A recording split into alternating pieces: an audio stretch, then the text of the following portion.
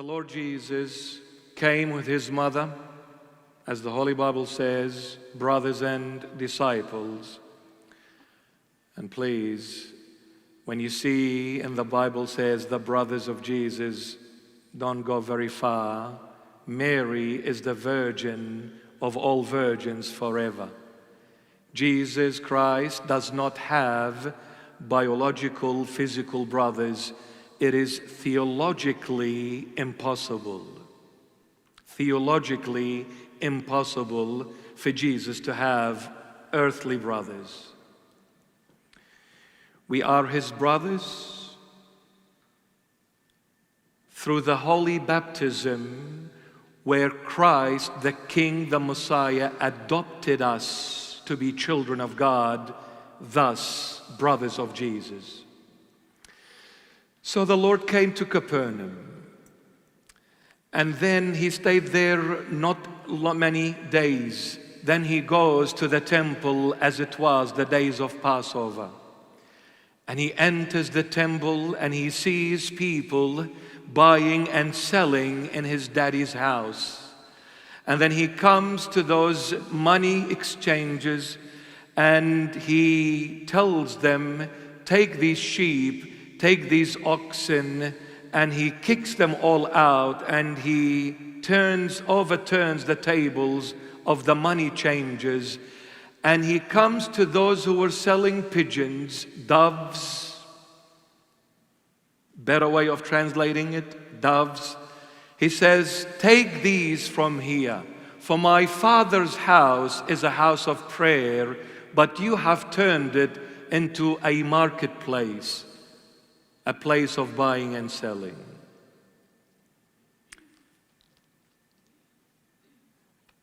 History is repeating itself. The only thing that has changed from the times of the Lord till now is technology. It is the same human being. Nothing has changed. We are still buying and selling in the Lord's house.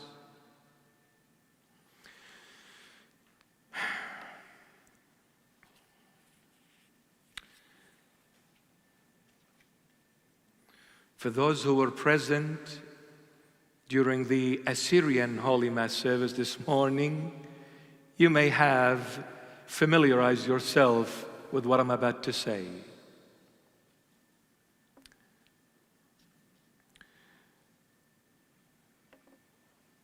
My Father's house is a house of prayer, but you have turned it into a marketplace, buying and selling.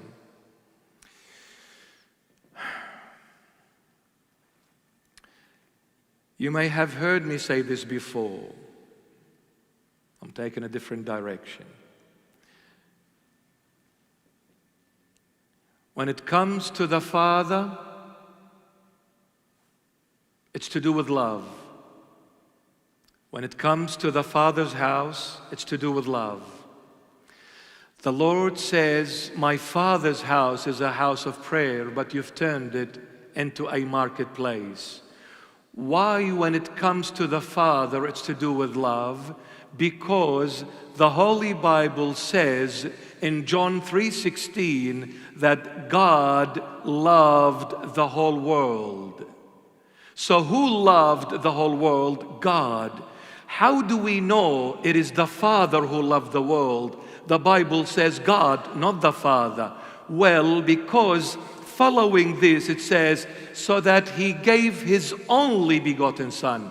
Well, since he has his Son, then he must be the Father. So God loved the whole world, that he gave his only begotten Son. Whoever believeth in him shall not perish, but have everlasting life. Since this God has the Son, therefore it is God the Father who loves the world. Then what does Jesus Christ love? He loves the church, his own people, not the world. So who loves? The Father. My Father's house is to do with love. That's why it was called a marketplace. He said, you turned it into a marketplace because, my beloved, you will not buy something unless you love it. Do you ever buy something you hate? No. You only buy the things you love, isn't it, my daughter? Mom, please buy me a Chanel. I love it. Dad, I want a motorbike. I love it. So you only buy the things you love. That's why you are buying and selling with my Father's love. Wow, very dangerous.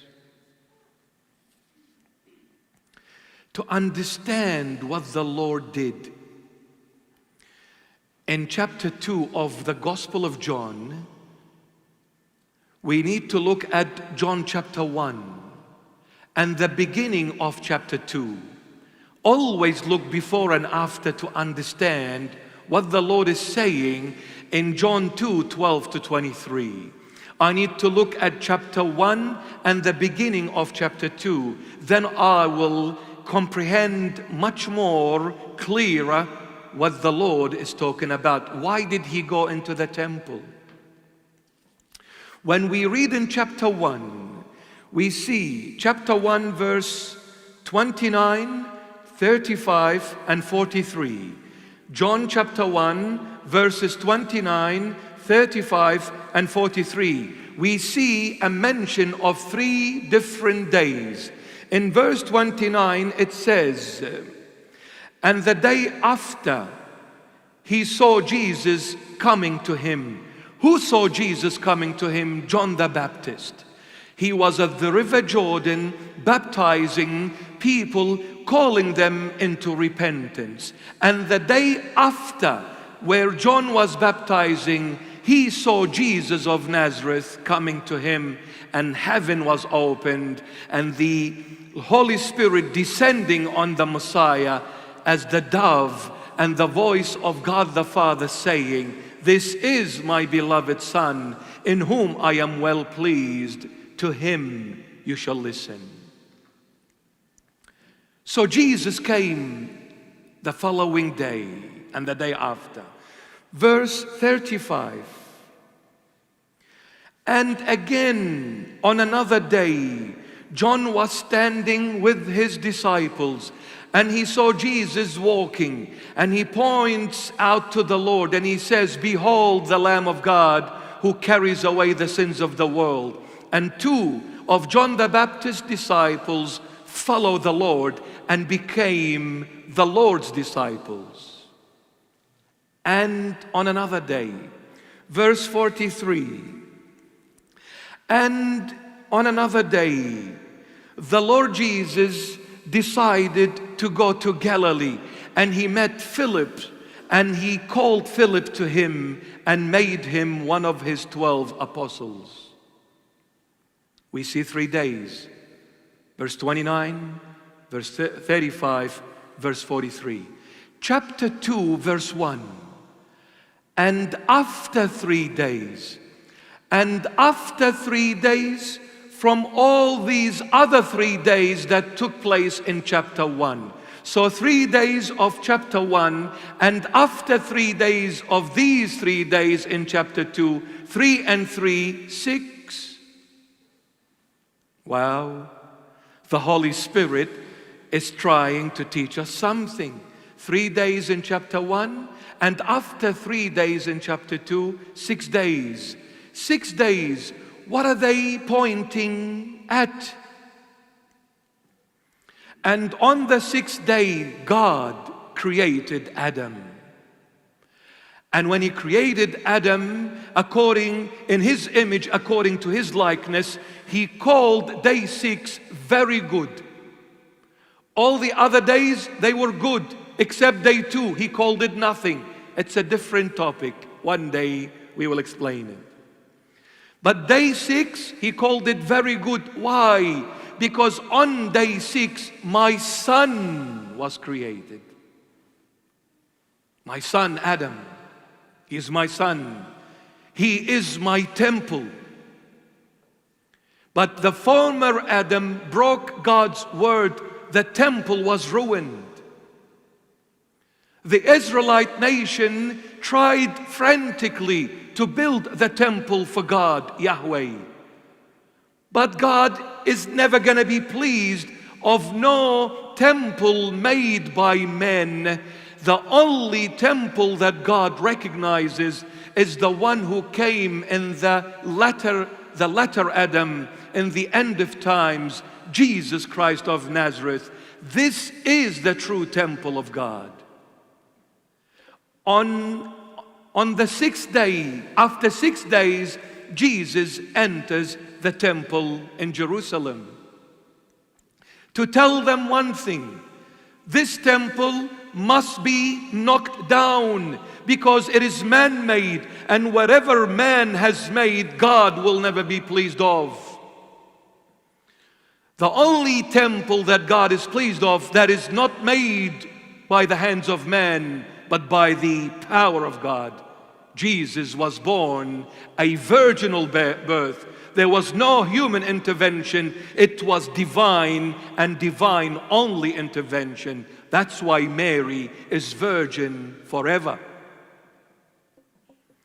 She is the only unique human being that fits the virgin and the mother at the same time. It is unheard of in the human race for a female to be virgin and mother. Impossible. Mary, in her it was made possible. She is virgin and mother at the same time. Wow.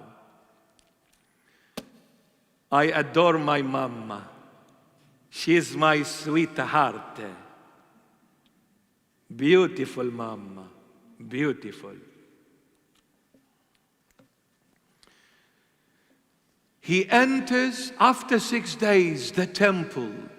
After 6 days, Adam was created. On the 6th day, the true Adam, the latter Adam, the true temple of God, enters the temple made by men.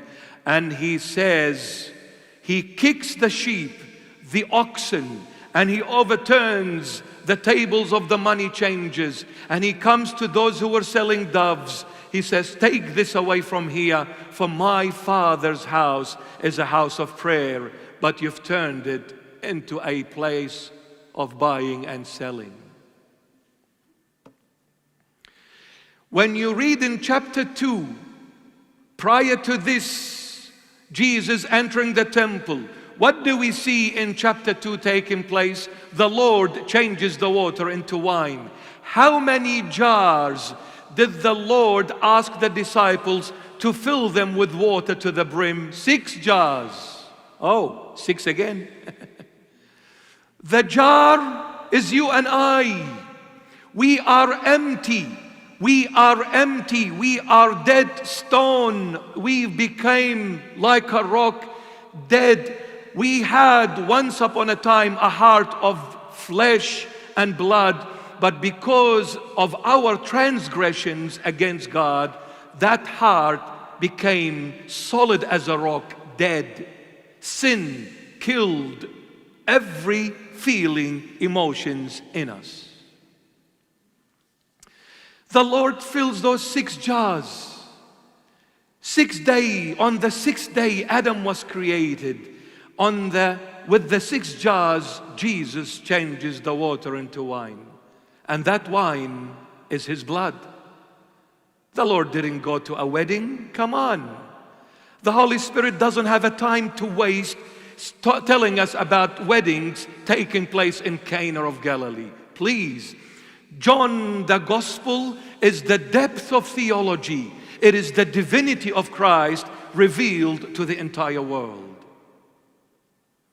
The Lord said, this is my blood.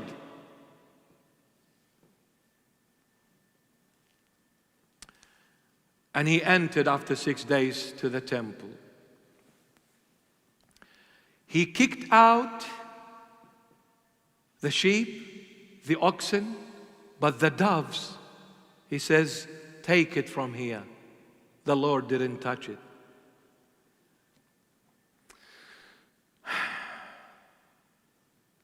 When the Lord entered the temple, He was saying to all of those people of His time, the temple is me, not this brick and mortar.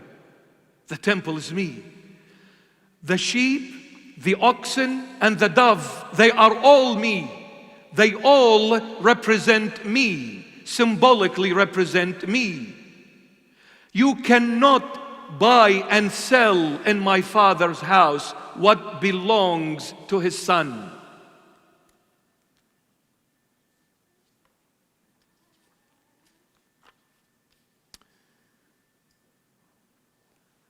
When a shepherd, a bishop like me, when a bishop like me that has been appointed by Jesus Christ himself and has been given the priesthood rank of the high priest, Jesus of Nazareth.